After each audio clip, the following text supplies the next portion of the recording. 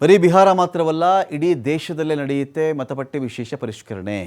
ಅಧಿಕೃತವಾಗಿ ಇವತ್ತು ಬರೀ ಬಿಹಾರದಲ್ಲಿ ವಿಶೇಷ ಮತಪಟ್ಟಿ ಪರಿಷ್ಕರಣೆ, ತೀವ್ರ ಪರಿಷ್ಕರಣೆ ಎಲ್ಲ ಇತ್ತಲ್ಲ, SIR ಅದೆಲ್ಲ ಇತ್ತಲ್ಲ, ಇದು ಬರೀ ಬಿಹಾರದಲ್ಲ, ಇಡೀ ದೇಶದ ಎಲ್ಲ ಕಡೆ ಮಾಡ್ತೀವಿ ಅಂಥೇಳಿ ಇವತ್ತು ಅಫಿಷಿಯಲ್ ಆಗಿ ಕೇಂದ್ರ ಚುನಾವಣಾ ಆಯೋಗ ಘೋಷಣೆ ಮಾಡಿದೆ.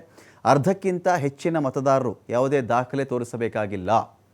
ಜುಲೈ 1, 1987, ಡಿಸೆಂಬರ್ 2, 2004 ನಡುವೆ ಜನಿಸಿದವರು ಮಾತ್ರ ದಾಖಲೆ ಕೊಡಬೇಕಾಗತ್ತೆ. ಈಗ ಯಾರೆಲ್ಲ ಜುಲೈ 1, 1987 ಆದಮೇಲೆ ಡಿಸೆಂಬರ್ 2, 2004 ಒಳಗೆ ಯಾರೆಲ್ಲ ಹುಟ್ಟಿದ್ದೀರೋ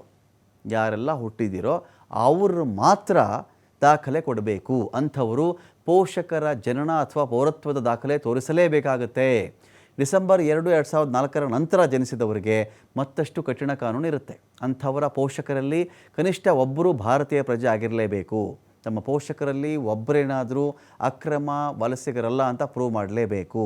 ಇನ್ನು ಜುಲೈ 1, 1987ಕ್ಕಿಂತ ಮುಂಚೆ ಜನಿಸಿರ್ತಕ್ಕಂಥ ಮತದಾರರು ಮಾತ್ರ ನಿರಾಳಾಗ್ತಾರೆ. ಇದರಲ್ಲಿ ಅಂತಹ ಮತದಾರರು ತಮ್ಮ ಸ್ವಂತ ಜನನ ಪ್ರಮಾಣ ಪತ್ರವನ್ನು ಮಾತ್ರ ಕೊಟ್ಟರೆ ಸಾಕಾಗತ್ತೆ.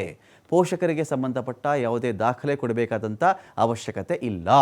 1987ಗಿಂತ ಮುಂಚೆ ಹುಟ್ಟಿದವರು ಹಿಂದಿನ ಪರಿಷ್ಕರಣೆ ವೇಳೆಯೇ ಮತಪಟ್ಟಿ ಸೇರ್ಕೊಂಡ್ಬಿಟ್ಟಿದ್ದಾರೆ. ಅವರು 2002 ಮತ್ತು 2004 ಈ ನಡುವೆ ದೇಶದಲ್ಲಿ ವಿಶೇಷ ತೀವ್ರ ಪರಿಷ್ಕರಣೆ ನಡೆದಿದೆ. ಆ ಸಮಯದಲ್ಲಿ ಮತಪಟ್ಟಿಯಲ್ಲಿ ಹೆಸರಿದ್ದವರು ದಾಖಲೆ ಕೊಡಬೇಕಾಗಿಲ್ಲ.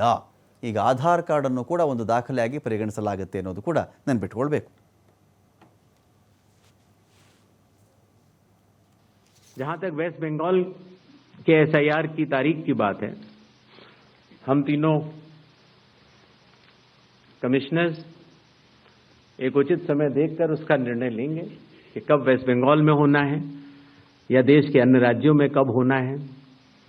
उसकी तारीखों का ऐलान आने वाले समय में उचित समय पर किया जाएगा.